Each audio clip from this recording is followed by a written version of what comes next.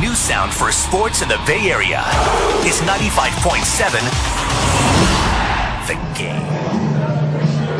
And welcome to week 2 of Lucky Break 2 live at Pedro's Cantina, where tonight we will go from 12 to 7, back up to 8. One will be saved by your vote. We'll find out more about that from just a moment. Contestants battling in this on-air contest for an on-air contract here at 95.7 The Game. Each week they are given specific assignments, and those who perform the best advance at the end of each show. Contestants are for elimination, courtesy of Joe's vote. And for more information about that, let me introduce you to my vote for the next All right, thank you guys. That's right. The number for elimination tonight will be 5, but the audience will have a chance to save one of those 5 by voting via text or Twitter.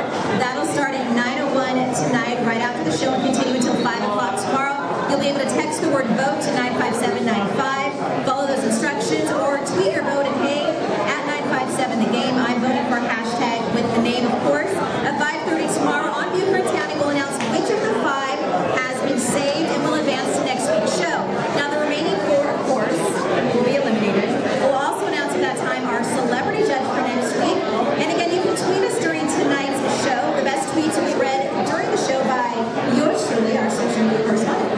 All right, thank you, Gianni. You mentioned the jungle. You're listening to the Rick and Nick Show on 95.7 The Game. Coming up next in 10 minutes, we're talking March Madness tourney, baby. What do you and your boys do for your traditions? But first, let's talk about the Warriors' postseason success. What's more important, Bogut or Curry? Now, personally, I think it's a storage room full of energy because these guys are allergic to the fourth quarter. But I'm going to go with the numbers here. The numbers do not lie. Steph Curry leads the team in points per game, steals per game, and assists per game. The only thing that Bogut leads the team in is ugly rebound faces, awkward post moves, and fool-in shoes.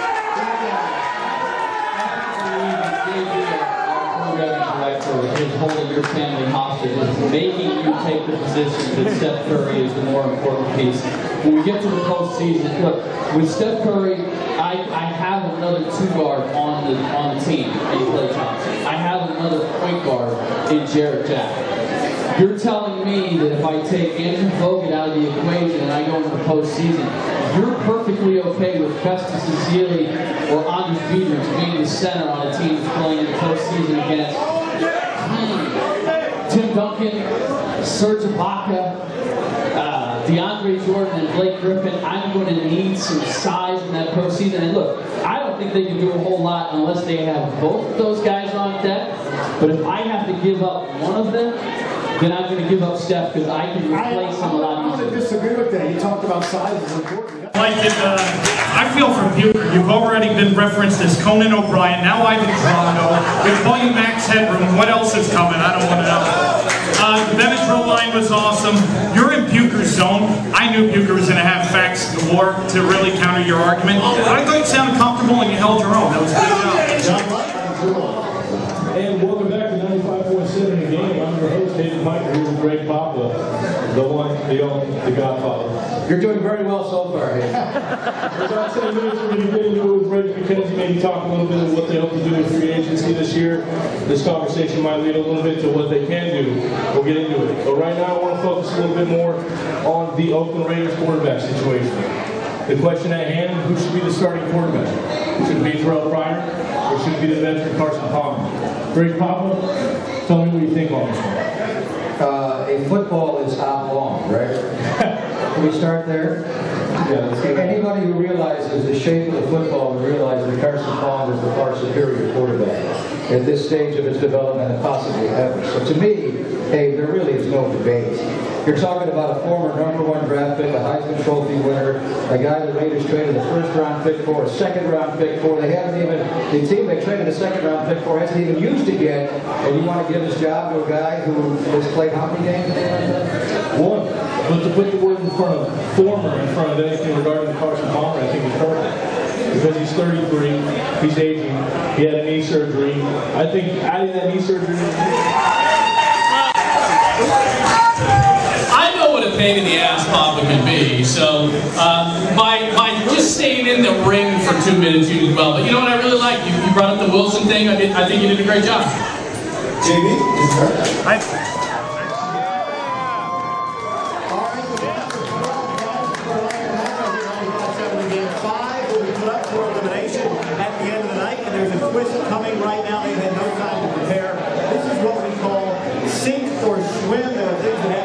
stories of the day. While you're on the air, breaking news, you got to be able to think on your feet.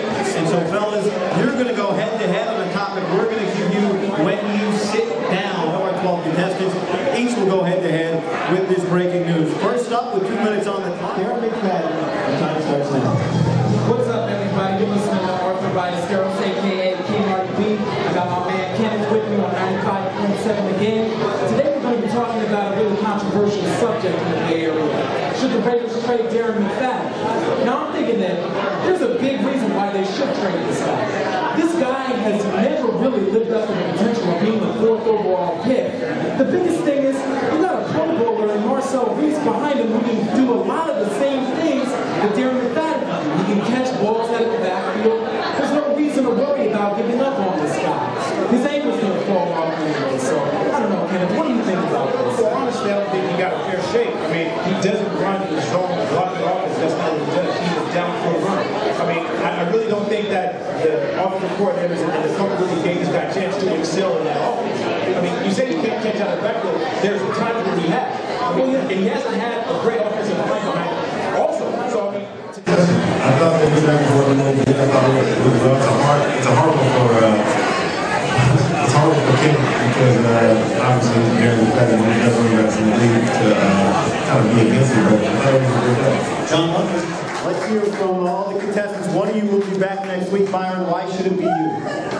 Well, I believe I have the smoothest sound in the radio. I stumbled, but I did say Milwaukee, and I did say Bucks. I never said Hawks. The Sixers beat the Hawks, I thought, last year, but I meant the Sixers beat the Bulls. So if you like my voice, make me your choice. Save me tonight. All right, John will tell you how you can save one of your contestants in just a moment. Fred, why should it be you? I didn't do my best today. I got a little exposed in my knowledge on the second question. I bring a lot to the game, but I had a question where I just didn't really have any good answers for it, so I did the best that I could. All right, Fred, thank you. Jose, Sideshow Man, why should you be back? Listen, the judges are already regretting their decision as we speak. They were looking for a personality face-off. This wasn't make friends with the guy next to you. Coaches didn't do anybody any favors today. It's all good because I know it's up to you guys, and you guys want Sideshow. Team Sideshow, baby, vote. All right, Jesse, this is your second week on the chopping block, man. You made it back this week. Why should you be back next week? Man, I think that the more practice I get, I think the better I've got. When we had to go and talk, real talk, we had to debate something with another guy, I think it definitely showed off that I can think on my feet and I know about Bay Area sports. You can't practice that. All right, finally, Brian, boss, why should you be back next week? Because, you know, I had a little flub, I messed up a little bit, but I was, as JB said, I was a little awestruck by my hero, Greg Papa, though, and he was cutting me off and he was doing it real smoothly, though, so, I mean, it was a tough one, but I think that I bring a lot to the table, and I think I have the ability to go all the way in this competition. So, please, vote for the boss. All right, Brian Dixon, boss, thank you. Sound for sports in the Bay Area. It's 95.7 The Game.